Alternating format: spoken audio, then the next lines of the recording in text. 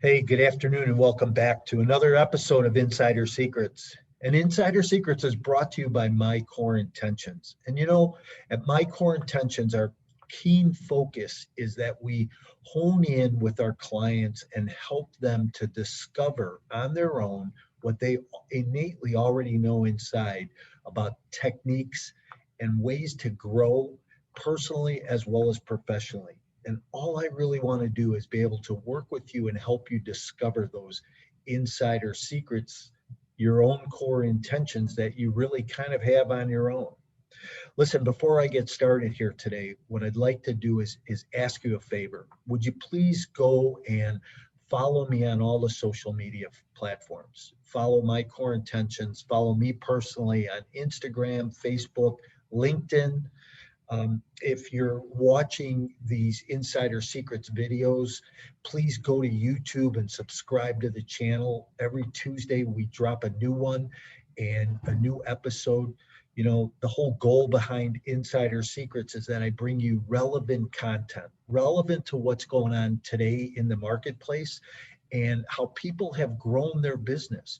We're going to talk about multifamily investing. I'm going to meet with multifamily investors on a weekly basis and the support people around them.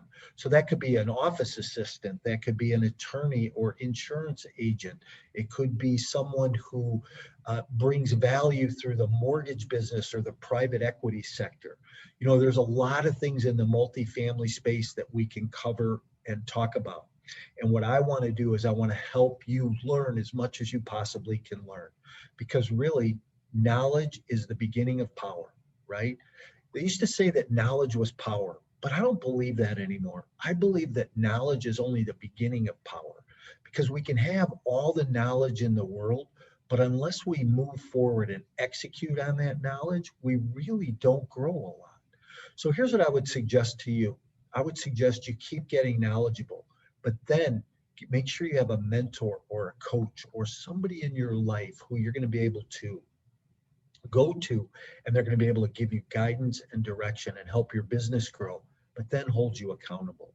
You see, at My Core Intentions, our goal is to help you do that, help you stay held accountable, and help you scale your business.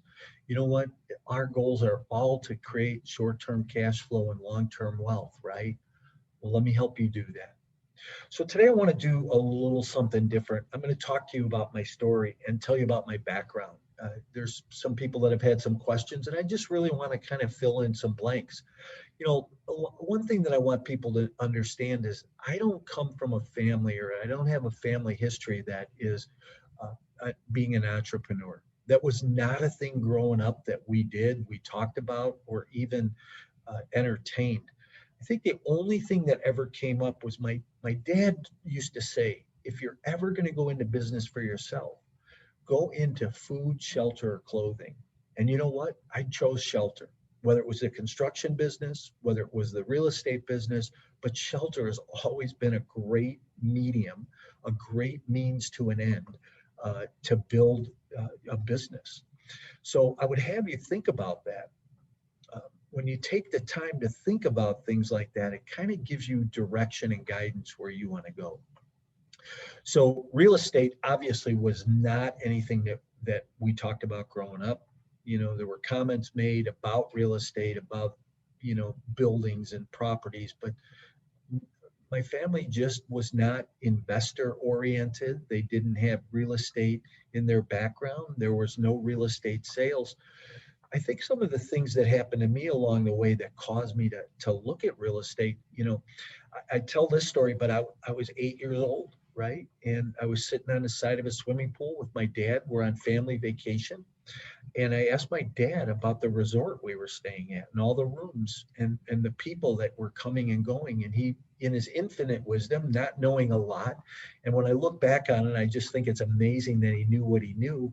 But he said, listen, people come here, they stay here, and they pay the owner money. And from that moment on, I knew I wanted to be the owner. I knew I wanted to be the guy that people were paying money to stay in the real estate.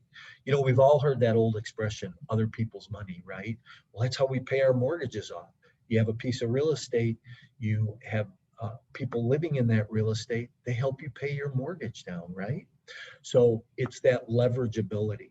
I remember driving around and specifically would be getting off the expressway and a couple of certain exits. My mom's driving big buildings, and I would ask her, I'd say, hey, who owns that?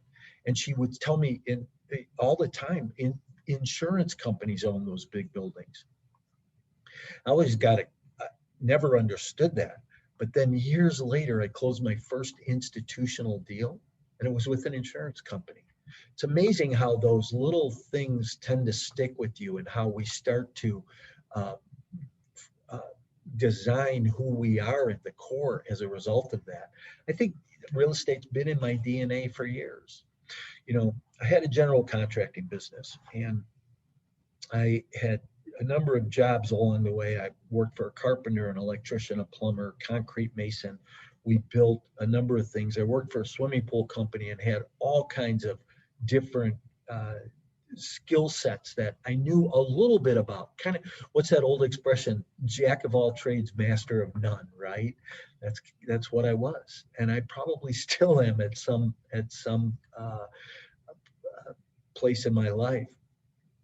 But I talk about this because what I have found is that um, I took all those skill sets and I was able to put them on one platform and go into the general contracting business.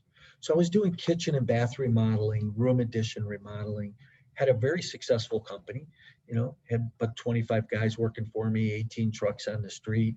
We had some heavy equipment, and I was growing a business, but I just wasn't happy. You know, it was one of those situations where I woke up one morning, I looked at my wife at the time and I said, I'm done. I can't do this anymore. I'm burnt out.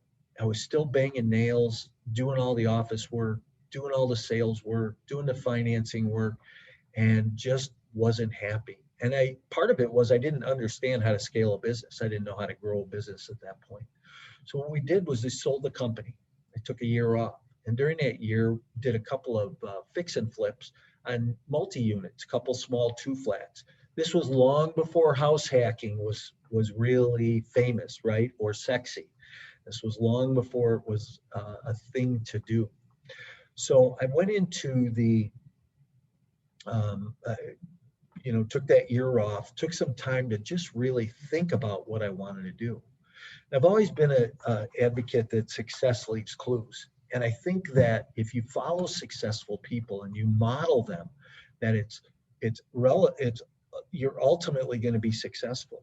So I met a real estate agent along the way who was really successful. And I went to him and I said, hey, Todd, I said, I think I want to go in the real estate business. And he said, man, I think you'd be great at it. And I never forget that conversation because it was really encouraging me to move forward in this space. So I said, well, listen, here's what I'd like to do. I'd like to shadow you and come and spend some time with you and your team. And he said, no. He goes, I'm going to do better than that. I'm going to make you a cassette tape. Now, some people listening to this might not even know what a cassette tape is. I might be dating myself, but you know what? It's just like a podcast today. And I could rewind that and listen to it over and over again and take notes and write things down. And it's the same thing we can do with podcasts today. But I listened to that. And my first 8 months in the real estate business, I sold 78 houses, all to the for sale by owner market. I was RE/MAX Rookie of the Year. Wasn't anybody that I even knew. But what I did was I became a listing agent, right? And I went out there and I started to sell residential real estate. I built a team selling over 125 homes a year. We were very successful, really growing a business, growing a team, worked with inside a major brokerage, and I had a really good time. But I learned a lot. I learned those skill sets that I was missing in the construction business, right? I learned the skill sets around bookkeeping and sales and the things that needed to be done to drive a business. You see, one of the philosophies that I took on was that you have to be a marketing company in what you're doing, right? So I became a marketing company wrapped in a real estate sales blanket. And I really believe that that's what you are too. And anything that you do, whether you're a real estate sales agent, whether you're a lender, an attorney, whether you're an investor, you are in a marketing blanket because you have to market yourself. You have to brand yourself. You have to brand your company and your business. If you don't do that, nothing grows. You don't grow at all. Your company doesn't grow. Hey, nothing happens until there's a sale made, right? And that's what we're all ultimately trying to do. And I even talked to that about being an investor. And as an investor, that sale being made is you working with that seller to solve the seller's problem and help the seller sell their house. So that's where the sale comes in. Anyhow, so I went into the real estate business and I was very successful, built a team selling 125 homes a year.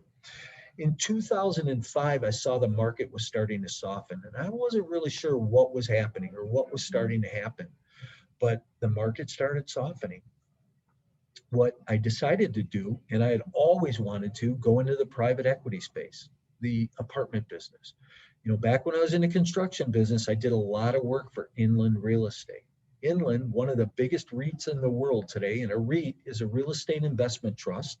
It's like a mutual fund. You invest money and you get a return on your investment. It's a little bit more liquid than just being a sponsor or the general partner in a real estate deal. And that liquidity gives you the ability to get in and out. But I watched these guys, 4 high school teachers that decided to go into the apartment business one day. They bought a 4-unit building in Chicago. And they took that 4-unit building, and today they've grown into the largest REIT in the world in every asset class all around the world. You know, isn't it interesting how you can grow? But I understood that model. So you raise private equity, you marry it with a great real estate deal. As long as everything goes well, everybody makes money. And that's exactly what I did. 2005, I syndicated my first deal. I put a little ad in the newspaper. I said, real estate investors wanted. My phone rang off the hook that weekend, and I was able to raise about $200,000 for that first syndication I did. It was a small 11-unit building. Boy, was I excited. I just was jumping up and down. I was really grateful that I was able to raise the money and that people were going to be my partner and we were going to do this deal. But boy, I didn't do any due diligence. And that's a story for a whole nother podcast that I'll talk about another time. But I just bought myself a bag of bricks. I needed to figure something out, which I went and did. But I went in the apartment. So over the next 30 months, what I was able to do was I raised 30 million. I'm sorry. Over the next 30 months, I was able to raise $18 million. And I bought 4,000 apartments in 5 different states. It was about $60 million worth of real estate. And I tell you that not to impress you, but to impress upon you that I was able to take a skill set that I had learned, and that was just building relationships with people and scale that business. That's kind of unheard of, to raise that much money in that short period of time, to grow a business that quick, and to scale it to that level. Boy, we had a good time though. I also built a property management company managing 7,500 units during that time. So really scaled the business and grew it.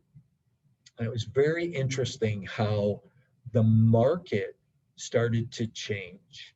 And as the market started to change, a lot of other things started to change as well.